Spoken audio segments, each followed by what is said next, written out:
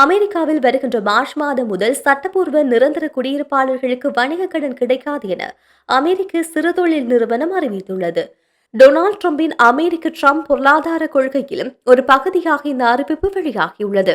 அதாவது ஒரு வணிக கடனுக்கு விண்ணப்பிக்கப்படும் நிறுவனத்தின் நேரடி அல்லது மறைமுக உரிமையாளர்கள் அனைவரும் 100% அமெரிக்க குடிமக்களாகவோ அல்லது அமெரிக்க தேசியவாதிகளாகவோ இருக்க வேண்டும்.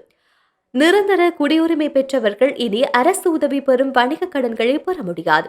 இதற்கு முன் ஒரு நிறுவனத்தில் 5% வரை வெளிநாட்டவர்கள் அல்லது நிரந்தர குடியிருப்பாளர்கள் பங்கு வைத்திருக்க அனுமதிக்கப்பட்ட விதிவிலக்கு தற்போது ரத்து செய்யப்பட்டுள்ளது. அமெரிக்க குடியுரிமை மற்றும் குடிவரவு சேவைகளின் தரவுகளின்படி 2024 நிதியாண்டில் கிரீன் கார்டு பெற்ற புலம்பெயர்ந்தோரின் எண்ணிக்கையில் இந்தியா உலகளவில் 2வது பெரிய நாடாக உள்ளது.